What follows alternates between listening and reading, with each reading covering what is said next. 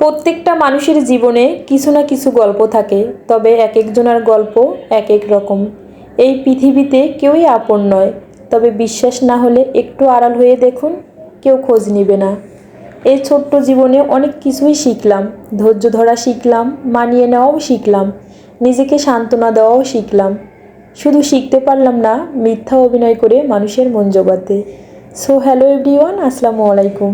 আশা করি যে যেখান থেকে আজকের ভিডিওটা দেখছেন সবাই আল্লাহর রহমতে অনেক বেশি ভালো আছেন, সুস্থ আছেন। আজকের ব্লগটা রান্নাবান্না দিয়েই শুরু করলাম, তবে অন্য অন্য দিনের তুলনায় আজকের ব্লগটা একটু ভিন্ন রকম। ঝটপট করে রান্নাটা কমপ্লিট করে নিচ্ছি, বাইরে ঘুরতে যাব এজন্য। তবে আজকে কোনো রেসিপি শেয়ার করছি না, এই রান্নাগুলো আমরা কম বেশি সবাই পারি।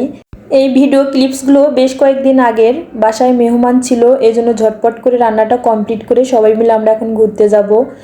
তবে কোথায় ঘুরতে যাব ভিডিওটা লাস্ট পর্যন্ত দেখতে থাকেন, আশা করি ভিডিওটা অনেক বেশি ভালো লাগবে। এখানে আমি রান্না করেছিলাম পোলাও, রোস্ট, তারপর হচ্ছে গরুর মাংস আর মিক্স সালাদ। এখন হচ্ছে বিকেলবেলা, আমরা সবাই মিলে রেডি হয়ে এই তো ঘুরতে যাচ্ছি। তবে সবাই ভিডিওতে আসতে চাচ্ছে না, এজন্য ভিডিও ক্লিপস নিতে পারিনি। তবে যেহেতু সেদিন শুক্রবার ছিল, অনেক বেশি লোকজনের ভিড় ছিল, অনেকটা সময় লম্বা লাইনে দাঁড়িয়ে থাকার পর আমরা টিকিট পেয়েছি।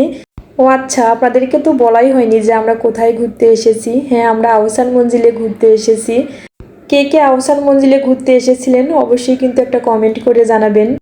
শুক্রবার হওয়ার কারণে এত পরিমাণ ভিড় ছিল যে আমি সুন্দর করে যে একটু ভিডিও ক্লিপস নিব সেরকমভাবে কোনো ভিডিওই আমি নিতে পারিনি। যতটুকু সম্ভব পেরেছি ততটুকুই আপনাদের সঙ্গে শেয়ার করেছি।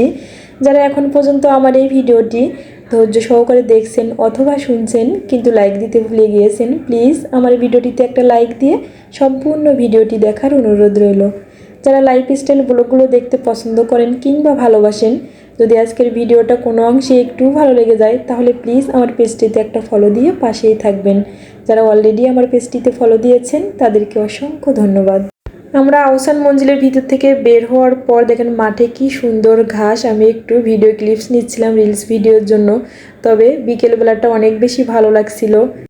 আচ্ছা বলেন তো, কার কার ফুল দেখলে ভিডিও করতে ইচ্ছে করে? আমার তো অনেক বেশি ভালো লাগে। তো এখান থেকে একটু ফুল নিয়ে তারপর ভিডিও নিচ্ছিলাম। ফুল কিন্তু গাছেই শোভা পায়, তাই না, মানুষের হাতে না। অনেকে আবার ভাবিয়েন না যে আমি ফুলগুলো ছিঁড়ে হাতে নিয়েছি, জাস্ট একটু ভিডিও করার জন্য আমি ফুলগুলো একটু হাত দিয়ে ধরছিলাম।